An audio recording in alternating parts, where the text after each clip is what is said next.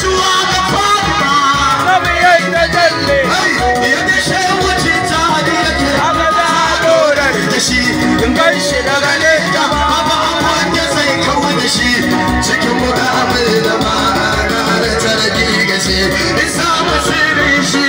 in kirga aiki da shi yayin mutuwa da amana ce abu ce ce kushe a yarda yin ce cikin shi wani kurkun amince